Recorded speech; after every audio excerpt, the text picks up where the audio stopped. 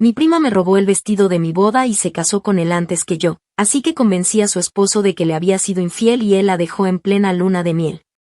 Desde que soy pequeña, recuerdo que mi prima Elena y yo hemos compartido una relación tensa y desigual, marcada por una rivalidad soterrada que, a lo largo de los años, se manifestó en múltiples formas de competencia silenciosa, manipulaciones sutiles y actos que, aunque al principio parecían pequeñas travesuras, con el tiempo se convirtieron en ataques calculados con la clara intención de dañarme o de colocarme en una posición de inferioridad ante los demás. No podría decir con exactitud en qué momento nuestra relación dejó de ser meramente incómoda para transformarse en una guerra de desgaste constante, pero si algo tenía claro, era que ella jamás permitiría que yo tuviera algo sin que ella intentara arrebatármelo, opacarlo o, en el peor de los casos, destruirlo. Desde niñas, Elena tenía la habilidad de hacerme sentir como si nada de lo que lograra fuera suficiente. Si yo obtenía una buena calificación en la escuela, ella encontraba la forma de eclipsarlo presumiendo algo que ella había conseguido, sin importar lo insignificante que fuera. Si yo me compraba un vestido bonito para una ocasión especial, ella no tardaba en aparecer con uno similar pero más caro o llamativo, asegurándose de que todo el mundo lo notara. Sus tácticas eran astutas. Siempre actuaba bajo una apariencia de inocencia, como si sus acciones fueran meras coincidencias o gestos sin segundas intenciones. Pero con los años aprendí a leer entre líneas y a reconocer que, en realidad, disfrutaba sabotearme. Sin embargo, por más conflictos y desaires que hubiéramos tenido en el pasado, nunca imaginé que sería capaz de llevar su envidia hasta el punto de robarme el vestido de mi propia boda y casarse con él antes que yo. Porque eso fue exactamente lo que hizo. Arrebató un símbolo de mi felicidad, de mi esfuerzo y de mis sueños, y lo convirtió en el centro de su propia ceremonia, con una desfachatez y una falta de escrúpulos que superaban todo lo que había hecho antes. Mi boda estaba planeada para dentro de 6 meses. Desde el momento en que mi prometido, Adrián, me propuso matrimonio, supe que quería que cada detalle fuera perfecto, no en el sentido ostentoso o excesivo, sino en la manera en la que lo había imaginado desde que era niña, un evento elegante, íntimo, donde cada elemento reflejara nuestra historia y lo que habíamos construido juntos. Y entre todos esos elementos, el vestido ocupaba un lugar especial. No fue una elección impulsiva ni un capricho superficial, pasé meses recorriendo tiendas, probándome decenas de diseños, descartando opciones hasta que, finalmente, encontré aquel que, al verme en el espejo, supe que era el indicado. Era un vestido hermoso, de un blanco marfil con detalles en encaje bordado a mano, con una caída fluida y delicada que parecía sacada de un cuento de hadas. No era solo una prenda, era una extensión de mis sueños, la materialización de todo lo que había imaginado para ese día. Por eso, cuando lo compré con mis propios ahorros, sentí una mezcla de emoción y satisfacción. Era mío, completamente mío. Para evitar cualquier accidente o posibilidad de que Adrián lo viera antes del gran día, decidí guardarlo en casa de mi madre, en un armario donde nadie más tenía acceso. O al menos, eso creí. Todo se derrumbó una tarde, cuando revisando las redes sociales, me encontré con la imagen que me heló la sangre. Allí, en la pantalla de mi teléfono, estaba Elena, sonriente, radiante, posando en su boda improvisada con el mismo vestido que yo había elegido con tanto cuidado, el mismo vestido que había pagado con mis propios ahorros. El mismo vestido que guardaba con tanto esmero en casa de mi madre. No podía dar crédito a lo que estaba viendo. Mi cerebro se negaba a procesarlo, buscando una explicación lógica, una coincidencia improbable que pudiera justificar lo que mis ojos estaban viendo. Pero no había confusión posible. Era mi vestido. No uno parecido, no uno del mismo modelo. Era exactamente el mío. En cuestión de segundos, pasé de la incredulidad al pánico y, de ahí, a una furia fría que me recorrió el cuerpo entero. Deslicé la pantalla de mi teléfono, revisando más fotos de la ceremonia. Era un evento aparentemente apresurado, con pocos invitados, en un lugar elegante pero sin grandes arreglos. Todo apuntaba a que había sido organizado con prisa, casi como si se tratara de una urgencia, algo improvisado a última hora. Pero lo que más me atormentaba no era la rapidez de la boda, sino el hecho de que Elena no solo había usado mi vestido, sino que lo había hecho sin ningún tipo de remordimiento, exhibiéndolo con orgullo en cada imagen. Como si fuera suyo, como si yo no existiera, como si lo que había hecho no tuviera la menor importancia. De inmediato llamé a mi madre, sintiendo como mi voz temblaba de rabia contenida. Apenas me escuchó, supe que ella también estaba alterada. Me dijo que se había enterado ese mismo día, cuando una prima le había mandado las fotos, y que tampoco podía creerlo. No podía entender cómo Elena había logrado entrar a la casa, cómo había sacado el vestido sin que nadie se diera cuenta, pero lo había hecho, y ahora era demasiado tarde para evitar que lo usara. No tardé en enfrentarme a ella. Llamé a Elena de inmediato, exigiéndole una explicación, pero en lugar de disculparse, se limitó a reírse. Con su tono burlón y condescendiente, me dijo que el vestido no tenía mi nombre y que, en el fondo, debía agradecerle por haberle dado un mejor uso antes de que yo lo arruinara con mi boda aburrida. Su descaro era tan absoluto que, por un momento, me quedé sin palabras, incapaz de procesar la magnitud de su cinismo. Luego, con esa arrogancia que siempre la había caracterizado, añadió que las bodas eran solo un día, que lo que realmente importaba era el matrimonio, y que yo estaba exagerando por algo tan trivial como un pedazo de tela. Mi tía, su madre, también intervino cuando me vio fuera de mí, pero en lugar de reprender a Elena, se atrevió a decirme que no debía hacer un escándalo por un vestido. Que la familia era más importante y que no valía la pena romper lazos por una simple prenda de ropa. Aquello fue la gota que derramó el vaso. No solo había sido traicionada, sino que ahora intentaban minimizarlo, hacerme sentir como si fuera yo la que estaba actuando de manera irracional, como si el problema no fuera el robo descarado, sino mi incapacidad de superarlo. No, esta vez no iba a callarme. No iba a permitir que me pisotearan como lo habían hecho tantas veces antes. Si Elena pensaba que podía arrebatarme mi vestido y salirse con la suya, estaba muy equivocada. En ese momento, supe que no iba a perdonarla. Y sobre todo, supe que no iba a quedarme de brazos cruzados. Actualización 1. Han pasado 3 días desde que descubrí lo que Elena hizo, y aunque el primer impacto de la traición ha comenzado a asentarse, la indignación sigue ardiendo en mi pecho con la misma intensidad que cuando vi aquella primera foto en redes sociales. He repasado cada detalle una y otra vez, intentando encontrar un resquicio de lógica en su comportamiento, pero no hay nada que justifique lo que hizo. No fue un error, no fue un accidente, no fue una decisión tomada en un momento de desesperación. Fue algo planeado, ejecutado con precisión quirúrgica y, lo peor de todo, hecho con la absoluta certeza de que no habría consecuencias para ella. Desde que la confronté, Elena ha mantenido su actitud arrogante, como si lo que hizo no fuera más que una broma inofensiva, algo sin importancia que yo debería superar sin hacer un escándalo. Su risa burlona sigue repitiéndose en mi cabeza cada vez que recuerdo su respuesta cuando la llamé para exigirle explicaciones. Con una ligereza que me sacó de quicio, me dijo que el vestido no me pertenecía de manera exclusiva, que al final del día era solo un pedazo de tela y que, si tanto me molestaba, podía comprarme otro. Cuando le grité que lo había pagado con mi propio dinero, que lo había elegido con cuidado y que era algo simbólico para mí, se limitó a responderme con su usual tono de desprecio, diciendo que la vida estaba llena de decepciones y que yo debía aprender a lidiar con ello.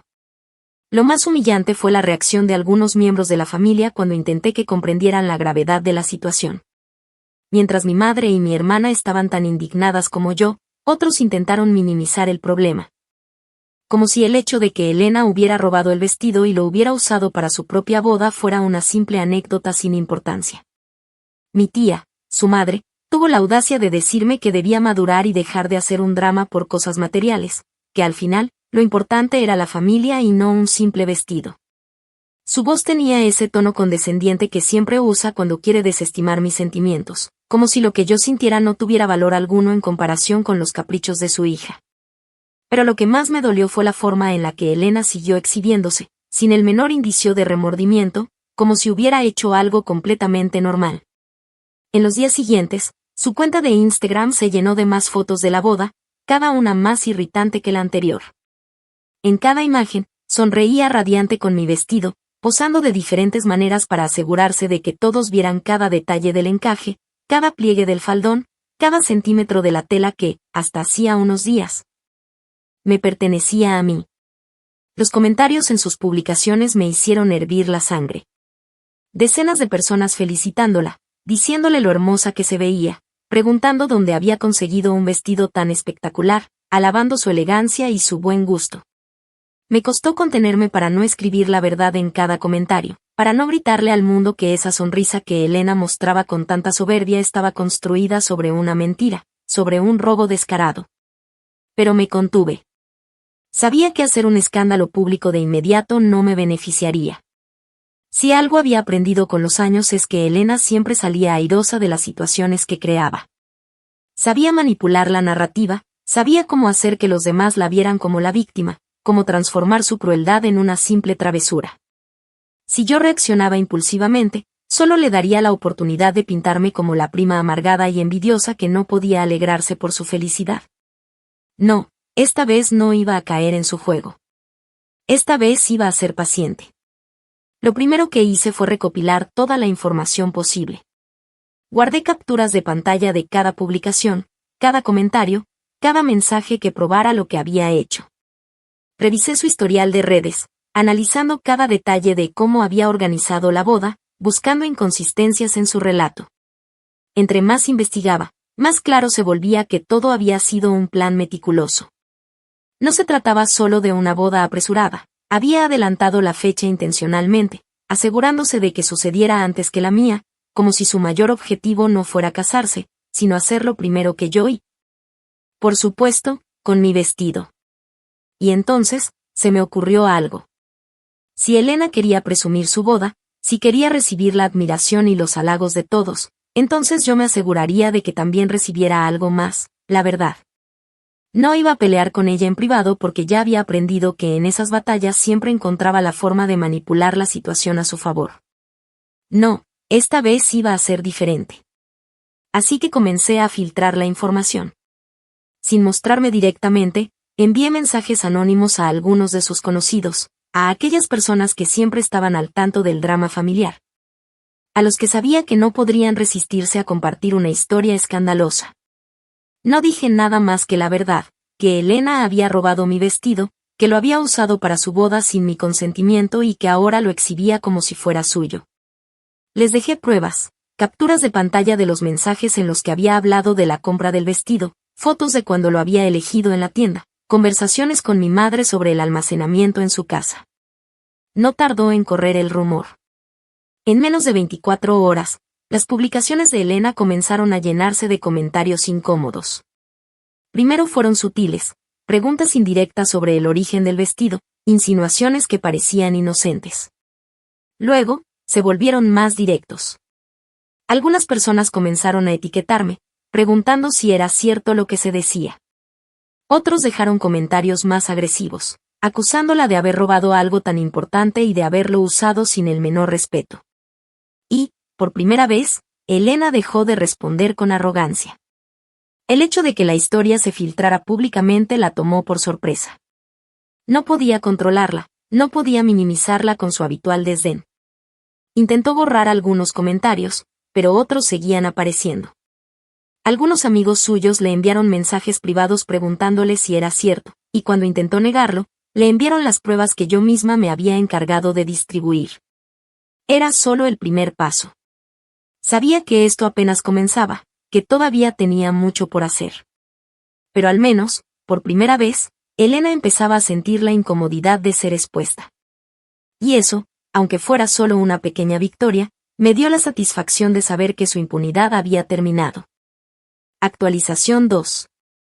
Ha pasado una semana desde que se filtró la verdad sobre el vestido, y el impacto en la imagen de Elena ha sido mucho mayor de lo que ella imaginó. Lo que comenzó como un simple rumor creció como un incendio fuera de control, esparciéndose en círculos sociales que ella consideraba importantes, aquellos donde siempre había querido destacar como la mujer elegante, sofisticada y digna de admiración. Sin embargo, ahora su nombre estaba asociado a palabras como ladrona, mentirosa y descarada. Las felicitaciones que había recibido en redes se fueron apagando poco a poco, dejando en su lugar preguntas incómodas y señalamientos cada vez más directos. Algunas de sus amigas más cercanas, aquellas que siempre estaban dispuestas a defenderla sin cuestionar sus acciones, comenzaron a distanciarse de ella, no porque les importara la moralidad de lo que hizo, sino porque sabían que su reputación se estaba viendo afectada por el escándalo. Elena intentó salvar la situación con su método habitual, minimizar lo ocurrido y tratar de victimizarse.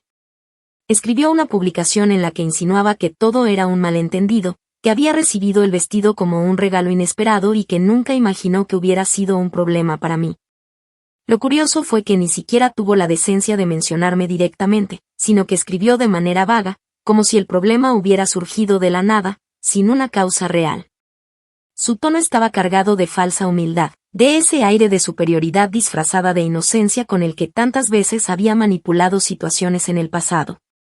Sin embargo, esta vez no funcionó como ella esperaba. La gente no es tan estúpida como a ella le gustaría creer. Algunos dejaron comentarios preguntándole por qué no había aclarado eso desde el principio. Otros le señalaron que si realmente no tenía mala intención, lo mínimo que debía haber hecho era hablar conmigo antes de usarlo. Aunque su publicación recibió algunos intentos de apoyo por parte de los pocos amigos que aún la defendían, la mayoría de las respuestas estaban llenas de incredulidad y reproches. Pero esto no era suficiente. Exponerla públicamente era apenas el principio. Elena siempre había sabido salir de situaciones vergonzosas, y aunque en este caso estaba más acorralada que de costumbre, todavía no había sentido las verdaderas consecuencias de sus actos. Para eso, necesitaba un golpe mucho más certero, uno que no solo dañara su imagen, sino que afectara a algo mucho más importante para ella, su matrimonio. Así que comencé a investigar a su esposo, Johan. No lo conocía demasiado bien, más allá de lo que veía en reuniones familiares y publicaciones en redes sociales. Siempre había tenido la impresión de que era un hombre tradicional, alguien que valoraba la estabilidad y la imagen pública, alguien que no toleraría una traición dentro de su relación. Y si algo conocía bien de Elena, era su incapacidad de serle fiel a nadie más que a sí misma. No era la primera vez que estaba en una relación, si mis sospechas eran correctas, no había manera de que hubiese cambiado su naturaleza solo porque ahora llevaba un anillo en el dedo. Con la ayuda de una amiga que tenía contactos en varios círculos sociales, logré conseguir información sobre algunos de los exnovios de Elena. No fue difícil encontrar lo que estaba buscando. No solo había engañado a Johan antes de casarse, sino que lo había hecho en más de una ocasión, con diferentes personas y en momentos que se suponían cruciales para su relación. Entre los archivos que conseguí, había mensajes comprometedores, capturas de pantalla de conversaciones con uno de sus amantes donde se refería a Johan como un seguro económico más que como un verdadero amor. Fotos tomadas en la entrada de un hotel con otro hombre, y lo más valioso de todo, pruebas de que uno de estos encuentros ocurrió tan solo unos días antes de su boda. Sabía que esta información era suficiente para destruir su matrimonio, pero no podía soltarla de golpe. Si Johan recibía toda la verdad de una sola vez, su reacción podía ser impredecible. Necesitaba sembrar la duda primero, hacer que la incertidumbre lo consumiera poco a poco hasta que no pudiera ignorarla. Así que creé un perfil anónimo y comencé a enviarle mensajes indirectos, insinuaciones cuidadosamente formuladas que le hicieran cuestionarse la fidelidad de Elena sin que pareciera una acusación directa. No se trataba de lanzarle la verdad en la cara, sino de hacer que él mismo empezara a buscarla. Los primeros días fueron silenciosos. Johan no respondió a ninguno de los mensajes, pero eso no significaba que los ignorara. Sabía que los había visto, que los había leído, que probablemente los había descartado como intentos de sabotaje o envidia. Pero la mente humana no funciona así.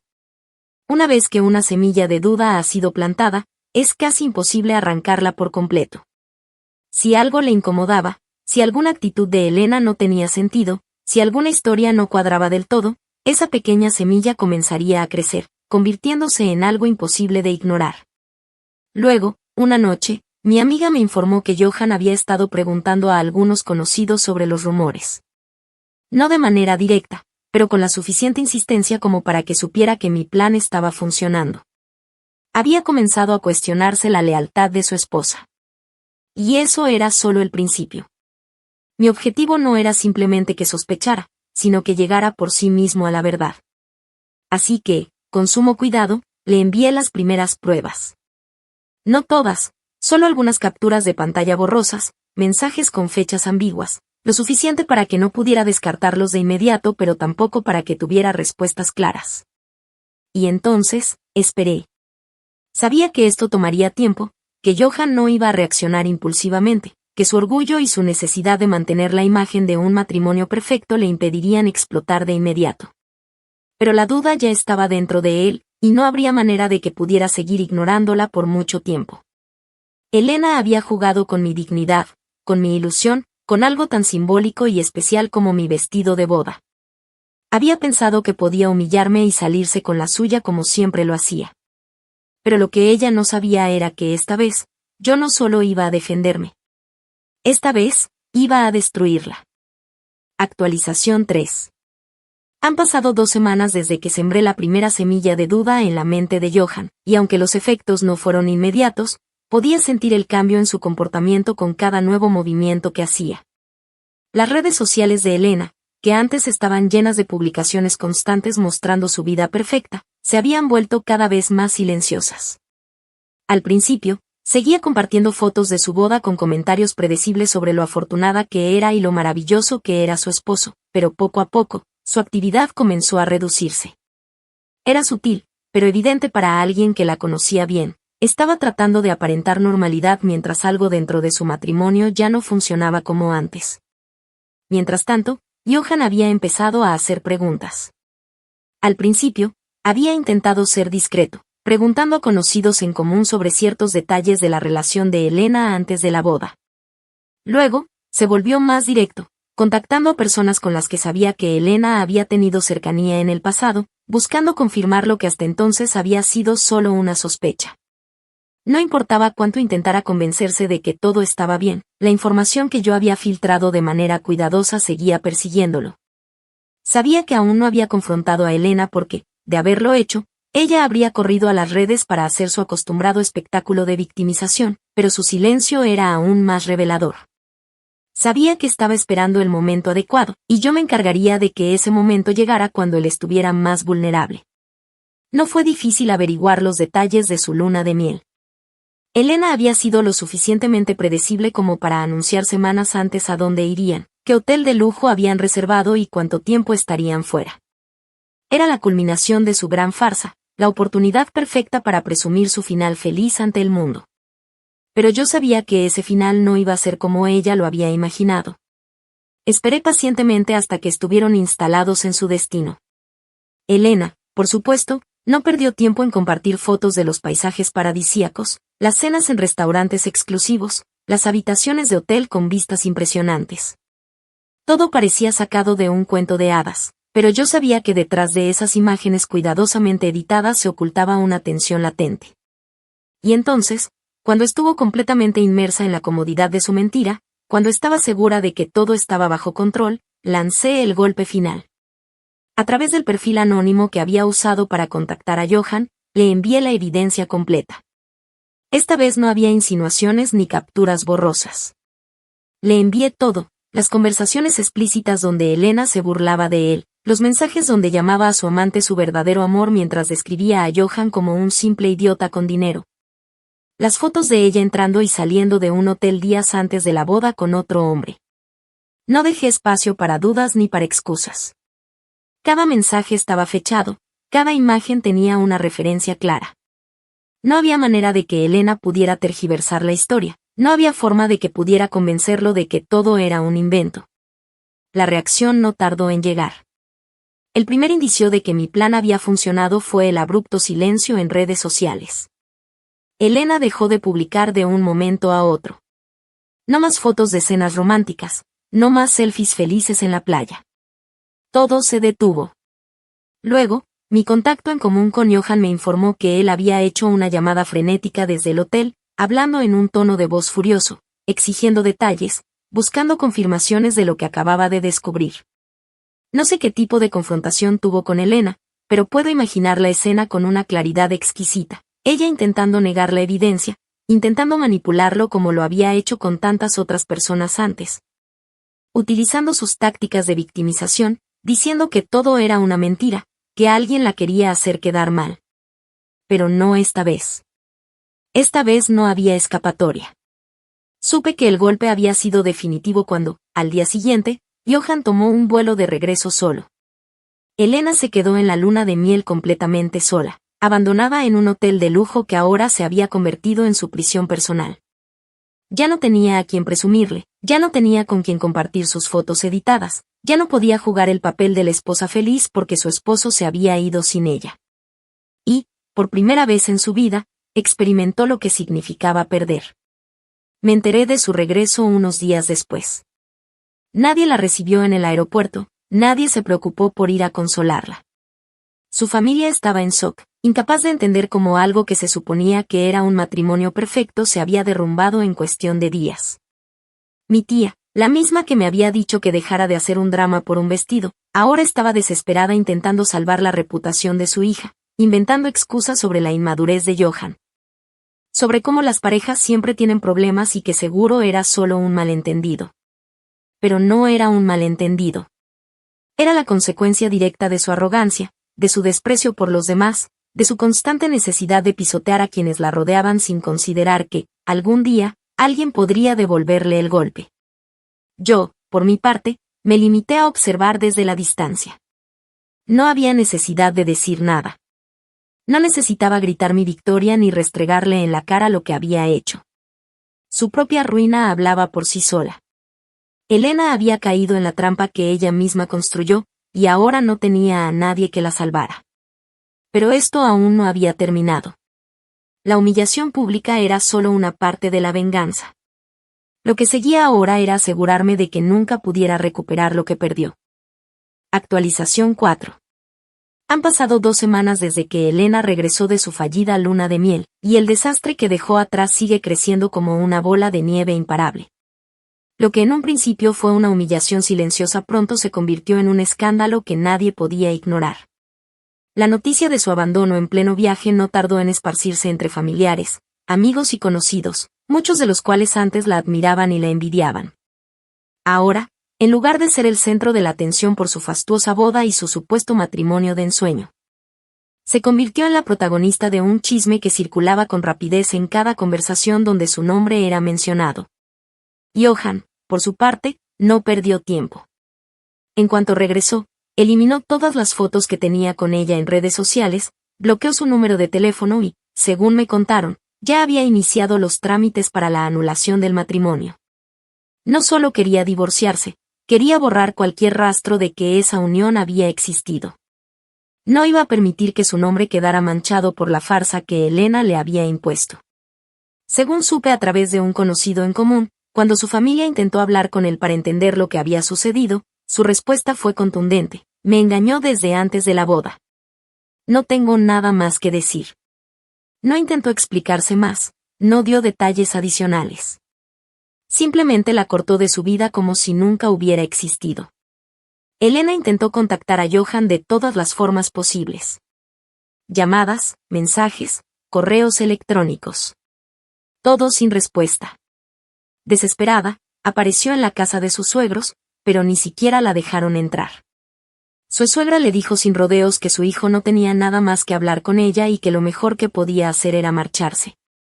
Por primera vez en su vida, Elena se encontró en una situación en la que sus trucos habituales no le servían.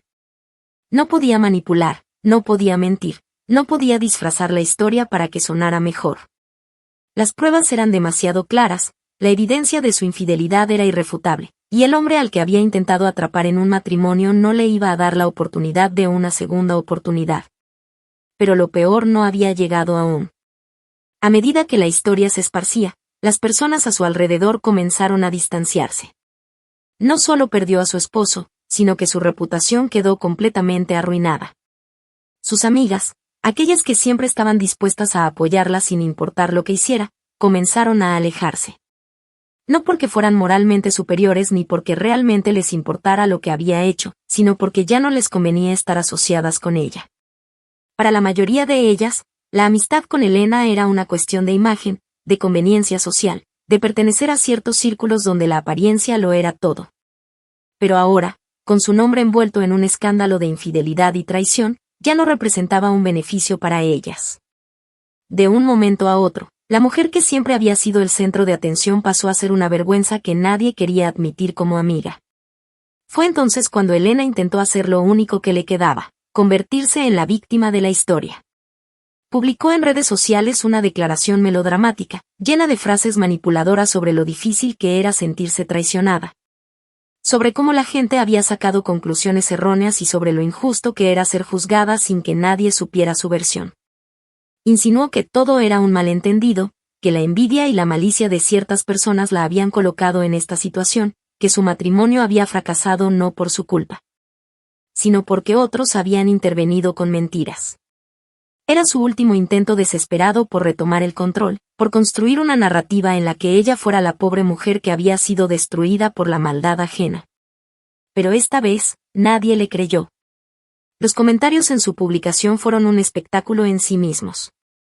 Algunos la confrontaron directamente, preguntándole si realmente pensaba que la gente era tan estúpida como para no ver la verdad. Otros se burlaron de su hipocresía, recordándole que hasta hace poco se jactaba de su matrimonio perfecto y menospreciaba a quienes no tenían su suerte. Pero lo más impactante fue la reacción de quienes solían ser sus aliados más cercanos. Personas que antes la defendían ahora se apartaban, temerosos de quedar involucrados en su desgracia. Al ver que su intento de manipulación no funcionó, Elena desapareció de redes sociales. Cerró sus cuentas, dejó de responder mensajes y se encerró en la casa de sus padres.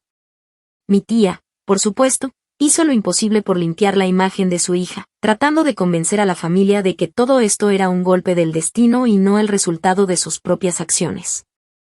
Pero ya nadie le creía. Las pruebas estaban ahí, las mentiras eran demasiado evidentes, y el daño que Elena había causado a los demás finalmente se había vuelto en su contra. Mientras tanto, yo observaba todo con la satisfacción de quien ha ejecutado una venganza de manera impecable. No necesitaba decir nada, no necesitaba hacer más. Elena se había hundido sola, con la única diferencia de que esta vez, en lugar de salirse con la suya, había caído en la trampa que ella misma había creado. El golpe final vino cuando intentó recuperar su lugar en los círculos sociales que siempre había frecuentado. Fue a una reunión con algunas de sus antiguas amigas, intentando actuar como si nada hubiera pasado, como si todo el escándalo hubiera sido solo una pequeña tormenta pasajera que podía ignorar con la actitud correcta.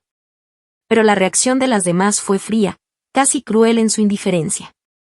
La saludaron con sonrisas tensas, le hicieron preguntas incómodas con tonos que parecían amables pero que en realidad estaban llenos de malicia. Algunas incluso se aseguraron de mencionar lo bien que se veía Johan después de separarse de ella, lo sabia que había sido su decisión de alejarse. Elena intentó mantener su compostura, pero no tardó en notar lo que estaba ocurriendo. No era bienvenida. No era parte de ese mundo nunca más. Finalmente, la mujer que había construido toda su vida en base a la imagen, a la manipulación y a la destrucción de los demás, terminó siendo lo que siempre temió ser, irrelevante. Su caída no solo había sido pública, sino que la había convertido en una burla, en una advertencia para los demás, en una historia que todos contaban pero en la que nadie quería verse reflejado. Y lo mejor de todo era que no había forma de que se levantara de esto. Pero aunque Elena ya estaba destruida, yo aún tenía una última pieza por jugar. Algo que aseguraría que jamás olvidara lo que había hecho y que cada vez que intentara recuperarse, recordara que había ciertas cosas que nunca se pueden robar sin pagar el precio. Actualización final. Han pasado varios meses desde que la vida de Elena se vino abajo, y aunque el escándalo ha perdido algo de su intensidad, su sombra sigue persiguiéndola a cada paso. Ya no es la mujer admirada y envidiada que solía ser, aquella que disfrutaba exhibiendo su vida como un constante desfile de triunfos personales. Ahora es un eco de lo que fue, un recordatorio de lo que ocurre cuando alguien cruza la línea equivocada con la persona equivocada. Su caída no fue solo un momento de humillación pública, sino una sentencia permanente de ostracismo social del que no ha podido escapar. Después del desastre de su matrimonio fallido, intentó volver a la normalidad, reconstruir la imagen que había perdido, convencer a los demás de que su vida seguía siendo tan grandiosa como siempre. Pero el problema con la mentira es que, una vez que se ha revelado la verdad, nadie vuelve a creer en ella. Aquellos que alguna vez la admiraron ahora la ven con recelo, como un fraude que por años logró engañarlos a todos. Y aunque algunos aún mantienen relaciones superficiales con ella, lo hacen más por morbo que por afecto. Ya no es la reina de su círculo social, ahora es el chisme del que nadie quiere formar parte. Su familia ha tratado de minimizar la situación, especialmente mi tía, quien ha hecho todo lo posible por reescribir la historia a su favor. Ha intentado convencer a todos de que Elena fue víctima de una conspiración, de que la separación con Johan fue un error, de que en realidad las cosas no fueron como se contaron. Pero la realidad es mucho más difícil de ocultar cuando todo el mundo ha visto las pruebas, cuando la gente conoce los detalles, cuando su propio exesposo se ha encargado de dejar claro que jamás volvería a verla ni en pintura. Por su parte, Johan siguió adelante con su vida sin mirar atrás. Se mudó a otro estado, consiguió un nuevo trabajo y, según me contaron, ya está saliendo con alguien más. Es irónico pensar que lo que Elena planeó como su gran victoria, casarse antes que yo, usar mi vestido, hacerme sentir inferior, terminó convirtiéndose en su mayor derrota. Pero aún faltaba algo, el último clavo en su ataúd, la última jugada que me aseguraría de que nunca pudiera olvidar lo que había hecho. Desde el momento en que vi que la gente comenzaba a olvidarse de ella, supe que tenía que hacer algo para que su vergüenza fuera eterna. Así que contacté a una de las organizadoras de bodas más populares en la ciudad, una mujer con la que Elena había intentado hacerse amiga en el pasado para ganar estatus. A través de una conversación casual, me aseguré de que la historia del vestido robado, la infidelidad y la humillación de la luna de miel llegara a los oídos correctos. No pasó mucho tiempo antes de que la historia se convirtiera en una anécdota recurrente dentro del mundo de las bodas y los eventos sociales. Ahora, cada vez que alguien menciona el nombre de Elena en esos círculos, la historia del vestido robado es lo primero que se recuerda. Se convirtió en una especie de advertencia, una historia de terror contada entre novias, organizadoras y diseñadores. ¿Recuerdas a la mujer que robó el vestido de su prima y terminó siendo abandonada en su luna de miel? Ya no es solo un escándalo, es una leyenda. Y lo mejor de todo es que no importa cuánto intente huir de ello, siempre habrá alguien que lo recuerde, siempre habrá alguien que lo mencione, siempre habrá alguien que le haga sentir la vergüenza de lo que hizo. Por mi parte, he seguido adelante con mi vida sin ninguna prisa. Mi boda se celebrará en unos meses, tal como la había planeado desde el principio. Compré un vestido nuevo, más hermoso que el anterior, y cada vez que me lo pruebo, siento que todo esto tuvo un propósito. No solo me permitió deshacerme de la influencia tóxica de Elena en mi vida, sino que me dio la satisfacción de saber que finalmente recibió lo que merecía. Mi madre dice que todo esto fue un castigo kármico, que tarde o temprano la vida se encargó de poner a Elena en su lugar. Pero yo sé la verdad. El karma a veces necesita un empujón, y yo me aseguré de que el suyo llegara con toda la fuerza que merecía. Elena me quitó algo que era importante para mí, creyendo que podía pisotearme como lo había hecho tantas veces antes. Pero esta vez, no solo recuperé lo que era mío, sino que la destruí en el proceso.